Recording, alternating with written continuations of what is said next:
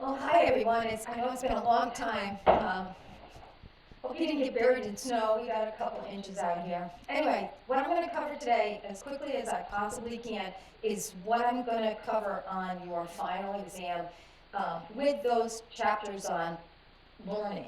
Okay. All right. So you have 3 different types, and if you saw this on Blackboard, I discussed how all 3 types that your book talks about, classical conditioning, operant conditioning, learning by observing, those are all what we call associative learning.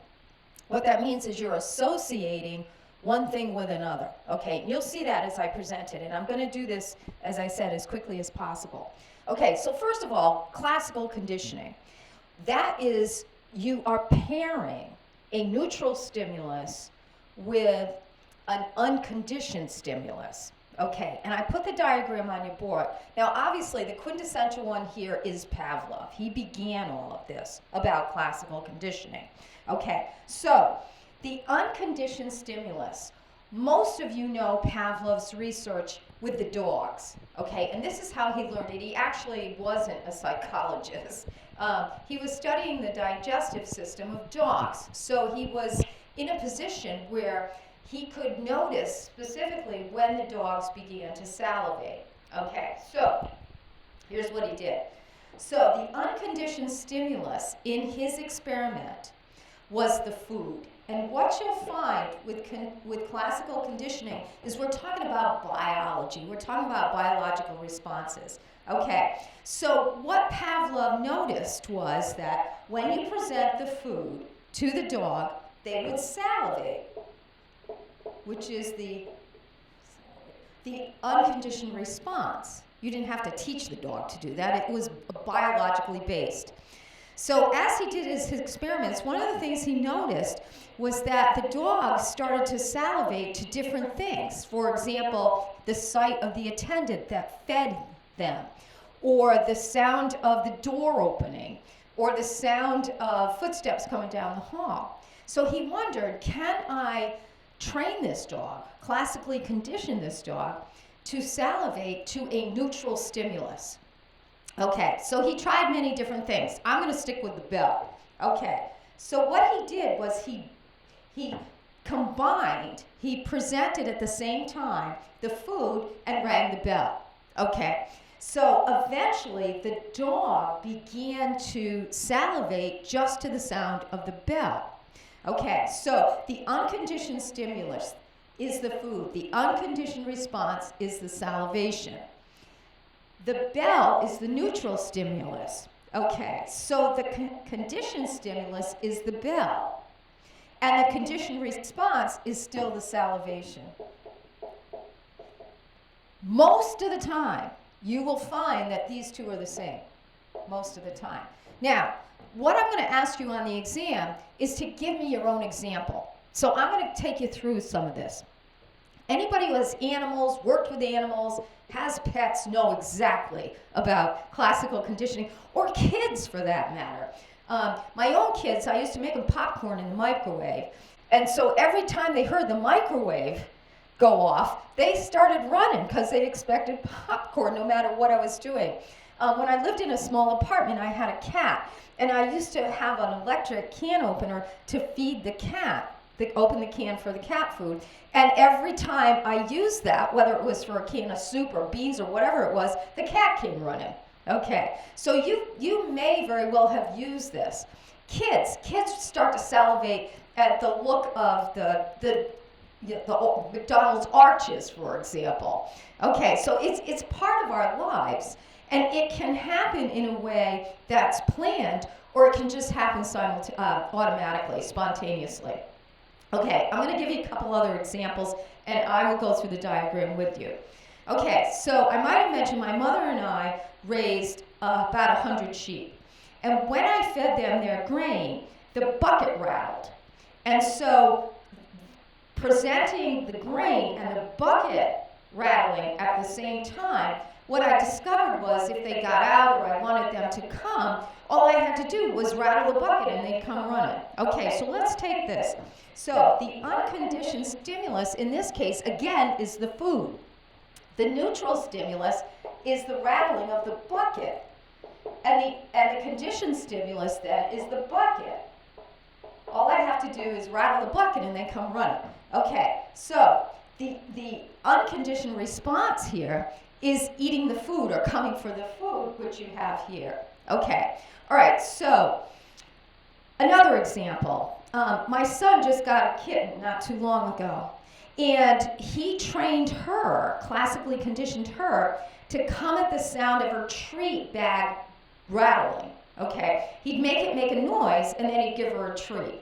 Okay, so generally what you have to remember, though, is that you can't have a big time delay between the neutral stimulus and the food. Okay, if you don't present the food soon after the neutral stimulus, you won't get that kind of a response. Okay, one more example. So I have horses. I have 2 big ponies, actually. And one morning, a young woman, she must have been 20 years old, she knocked on my door. It was 6 o'clock in the morning, and she says, "I think your horses are out. There's 2 running down the road." And I said, and she was very apologetic. She said, "I'm sorry, I can't help you. I got to get to work." And I said, "Don't worry, I'll get them." And she goes, "How?" And so all I did was I just yelled for them. "Come on, babies, let's eat. Come on, babies. Come on, Petey. Come on, Pumpkin." And here comes a stampede up the road. They ran all the way up the road, into the driveway, and into the barn. And she stood there aghast. Okay, so the thing about this is that the neutral stimulus here is my voice. They recognize my voice. They don't come to other people calling them. They come to mine because they associate my voice with food. Okay, so what I want you to do is think about your own example. I don't care what it is. I just don't want it out of the book. I want something that is real life for you, that you can make those kinds of associations. Okay, all right, so that's it in a nutshell. Okay, and I know you've been doing the Launchpad, so you understand some of this at least. Okay, so the next thing is about how this all takes place. Okay, and again, I'm going to do this as quickly as I can. All right, first of all, acquisition. This is when the pairing takes place. It's the actual learning process here. Okay, the second one is extinction. So just as I mentioned, if you don't present the food soon after the neutral stimulus, you won't get the response. Now, in extinction, what if Pavlov actually rang the bell but never gave the dog the food? You know, after 3 or 4 or maybe 5 times, the dog isn't going to salivate to the sound of the bell anymore. Okay, now spontaneous recovery is when, let's just say that Pavlov hasn't rung the bell for a long time, and all of a sudden he rings the bell, then the dog may actually salivate, whether they get the food or not, because of spontaneous recovery.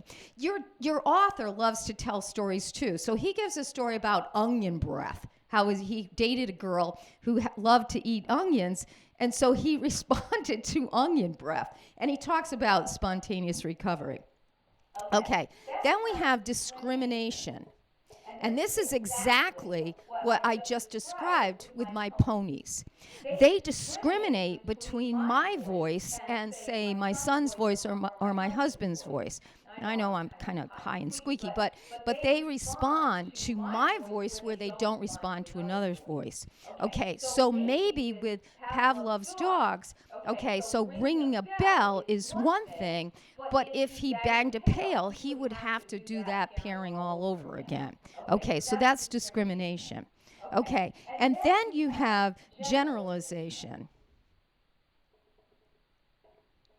So if my ponies responded to any woman's voice, then that would be generalization. Okay, they respond to something that is very similar. Okay, so those are the 5 steps here. All right, okay. And these hold true for operant conditioning as well. Okay. I haven't used my board in a while. In a couple of weeks is going to be a Christmas tree right there. Okay, all right, so what else is in here? All right, there's your onion breath and generalization. All of that was on page 268 in case you want to take a look at that. Okay. And then you've got applications of classical conditioning, and I'm not going to ask you that. Just really concentrate on what I've covered for the exam. You know, your quizzes and Launchpad, that's a whole different ballgame. Okay. Then we have operant conditioning. And operant conditioning is exactly as I outlined it on Blackboard. Operant conditioning is where a behavior, either, you know, a specific organism, whether it's a human or a dog or a snake or whatever it is, their behavior operates on the outside environment. They get a response, either plus or, you know, positive, negative, or neutral, and it either increases the likelihood that they're going to reproduce the behavior, or it's going to decrease the likely, depending on whether it's advantageous to them or not, or whether it's pleasant or it's negative. Okay, so that's the idea behind it. Now, you can see how that's different from classical conditioning. Okay, so the behavior comes from the organism itself. You're not pairing anything. Okay, where the association comes in is it a positive thing for you, the response, or is it a negative thing for you? Okay, and I think the example I put on Blackboard had to do with your hairdo. Okay, all right, so let's just say that an individual wants to get good grades. Okay, so what might they do in the classroom, which is a distant memory, in the classroom to impress the teacher? Okay, so if the behavior that they exhibit in the classroom gets a positive response from the teacher, then they're more likely to do that behavior again. For myself, it's like sitting in the front row. It's raising your hand. It's being responsive. It's taking good notes. That solidifies itself in my head as something positive for this student, and I will, you know, take that into consideration when I grade them. Okay, unfortunately, I haven't met any of you. Okay, so that's operant conditioning. And again, it can be any specific species. Okay, now, for example, if you want your dog to do a trick, okay, then you will actually reward them for the behavior, okay? And we do this all the time with animals. You know, we expect a certain behavior from them, like sit, for example, and then you give them the reward, okay? So for that dog, the reward is the treat, and the behavior is sitting upon command, okay? All right, so that's where the association comes from. Now, I'm trying to remember, so what your book talks about is B.F. Skinner, and maybe you've heard his name come up before. Okay, but before I get to B.F. Skinner, I want to talk about Thorndike's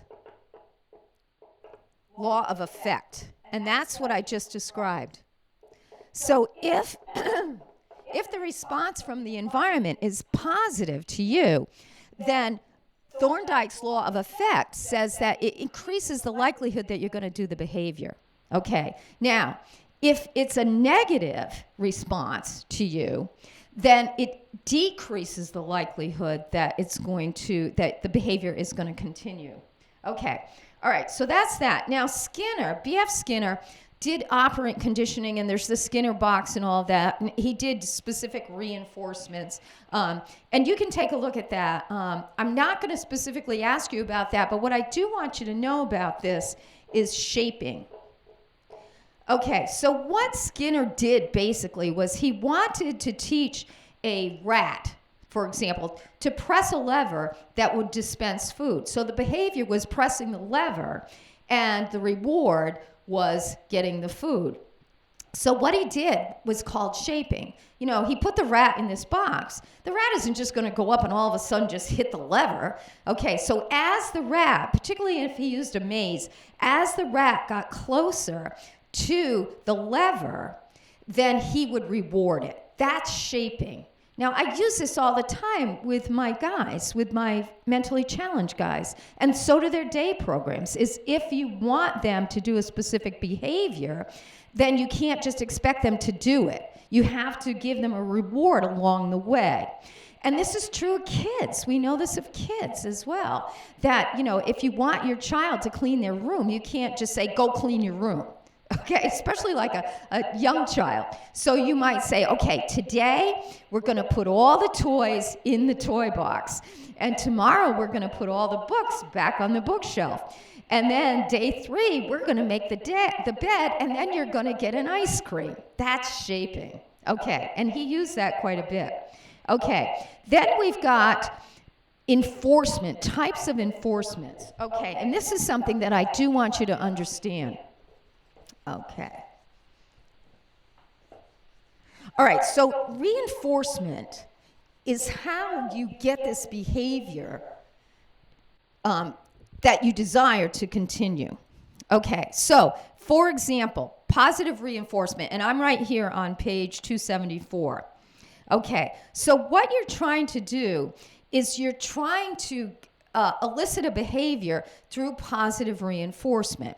So that means that positive reinforcement is positive to the individual that is getting the reinforcement. Okay, I'm going to give you an example in just a second.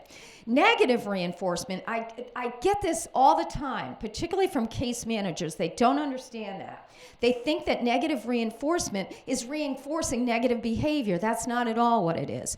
Negative reinforcement is removing something negative.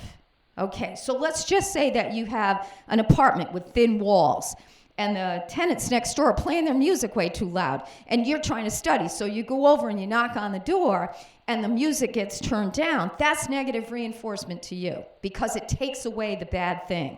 One of the examples your book gives is if you have a headache and you take Tylenol, that's negative reinforcement. The Tylenol takes away, hopefully, the negative, okay, which is the headache.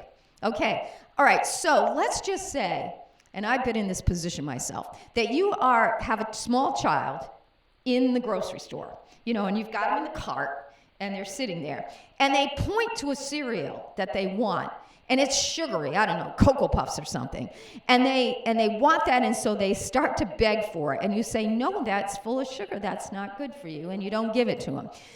That kid may very well start screaming.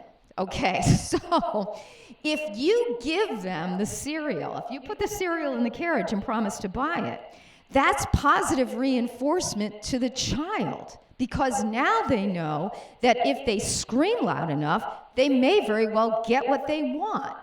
It's negative reinforcement to you because it's taken away the negative thing, which is the kid throwing a temper tantrum in the grocery store and everybody looking at you.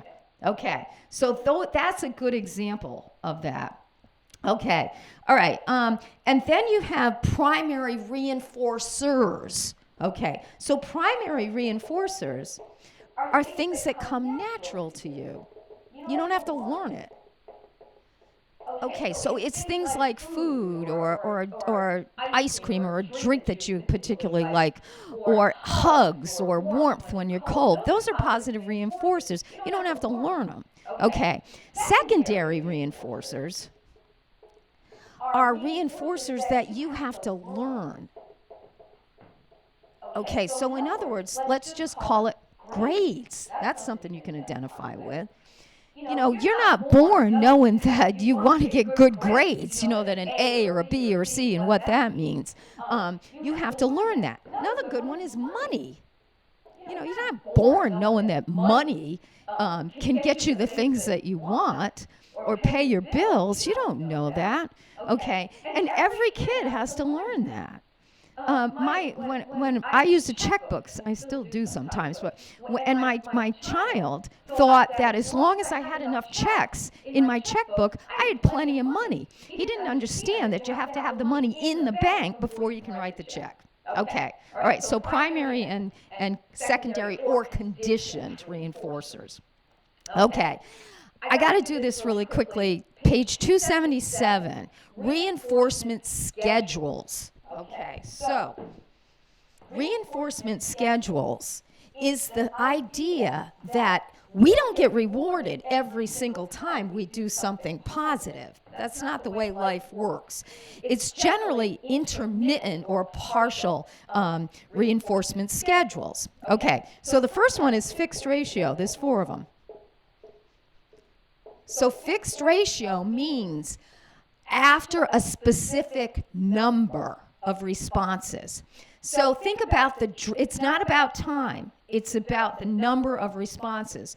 So think about the dressmaker who makes dresses.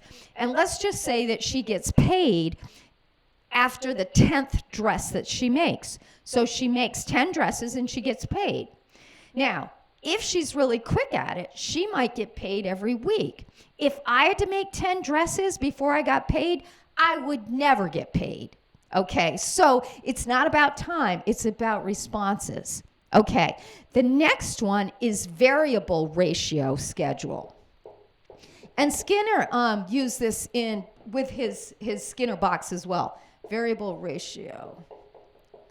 Okay, so a variable ratio is you never know which time you're going to get the reward. So let's think about the car salesman. So the car salesman, and you can buy a car in a lot of different ways now, but let's just say you go to a car dealer, and the car salesman comes out and wants to show you cars and gives you, the whole pitch. Okay, that salesman doesn't know which time he goes out and throws his pitch at a customer, which one is going to make a sale. Okay, that's variable ratio. If you know fly fishing, if you've ever seen that movie, A River Runs Through It. Anyway, fly fishing is you keep casting. That's the response that we're talking about, okay? You don't know which cast is actually going to catch a fish. Okay, all right. Same thing with the old-time slot machines.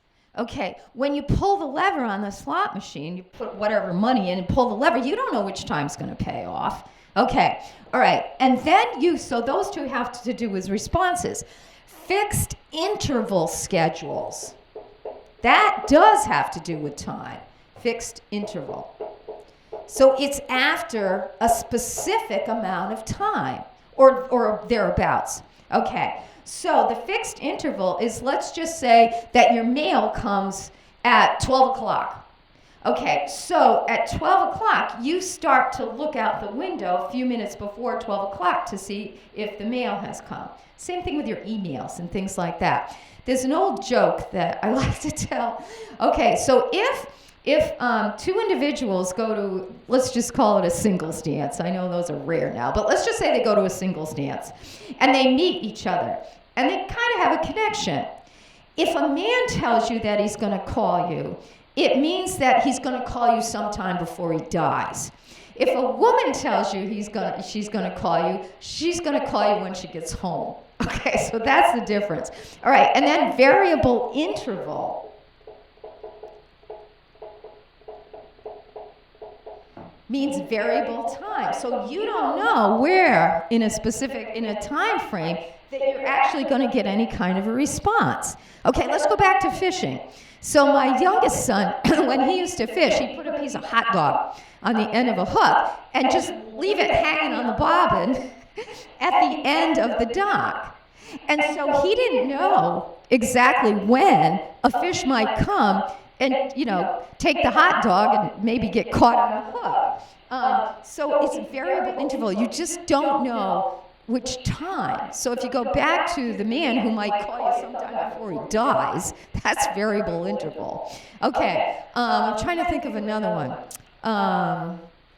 Yes, let's just say waiting for your grades to be posted. Okay, you don't know, so you keep looking. Okay, so those are a partial or intermittent reinforcement schedules. Okay, let's talk briefly about punishment. So there are big pitfalls of punishment. So punishment is something that an individual will use to try and eliminate a behavior or reduce a behavior. And I think we're all familiar with these. Now, there are pitfalls to punishment. First of all, and I think you can think of this right off the top of your head, if you become the aggressor, you might actually find that, let's just say it's a child or even a dog, that you are trying to punish, they may become aggressive. Maybe against you, maybe against their little brother or sister. Okay, another one is that, and by using aggression as a form of punishment, you might actually get violence out of this individual or this species because you've modeled it for them. Okay, and I'll get to that in a few minutes. Okay, and then if you punish an individual without giving them what it is you want, in other words, how am I going to make you happy, then it's not productive either. So there are many pitfalls of punishment.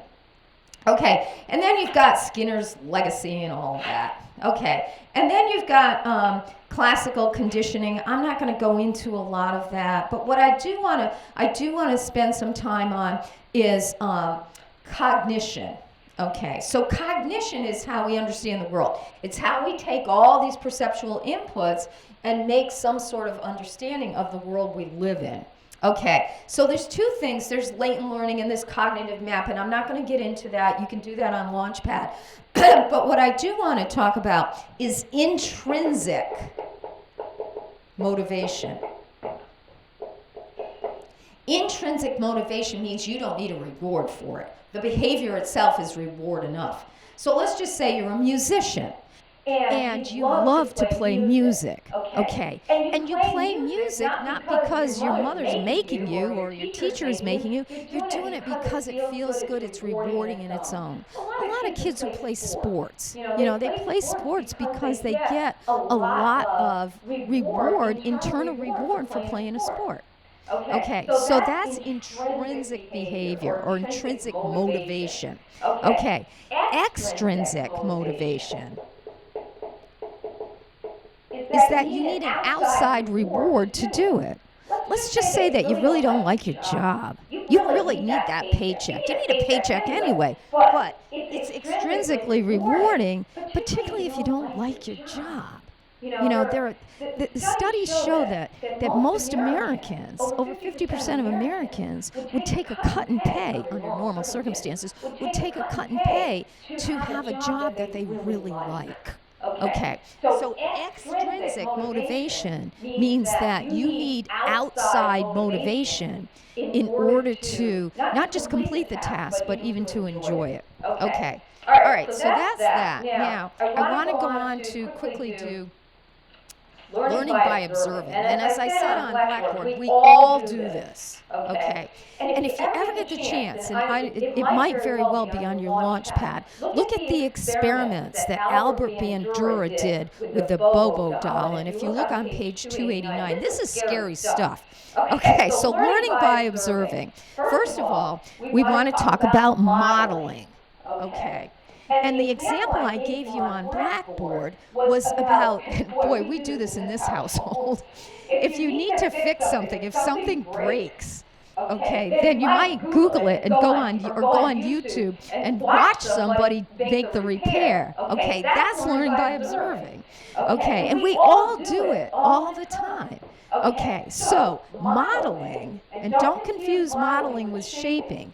Shaping is shaping behavior toward the exact behavior that you want. Modeling is how we learn by observing. So if we observe, kids do this all the time. They watch mom and dad do things and they attempt them. What kid hasn't learned, what tastes good and what tastes bad in many ways by modeling their parents or their siblings? If mom and dad like it, it must be good. Okay, so in those experiments with Albert Bandura,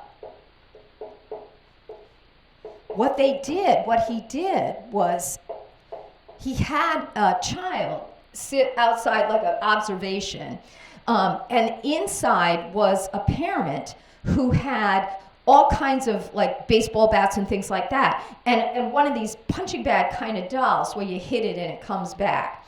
And the parent or the adult made aggressive moves toward this doll. And then when the child was put in the room with the same things, the child did the exact same aggressive behavior that the adult had done. They were modeling it.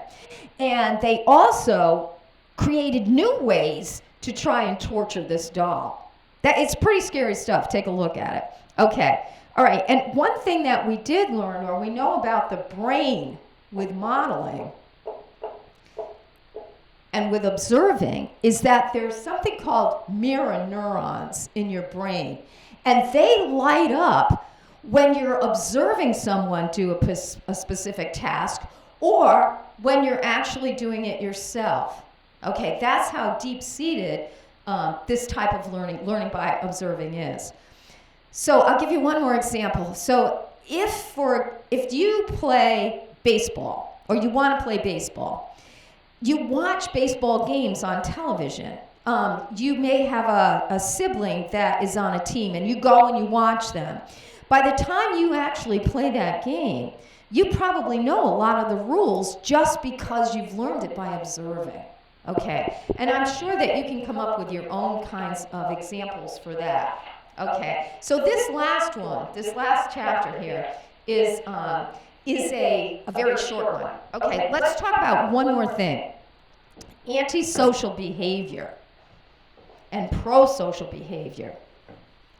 Okay, so antisocial behavior is behavior that's negative. Okay, so, and if you think about the individuals that children model themselves after, I mean, that is, that's cautionary for adults, because children are very observant.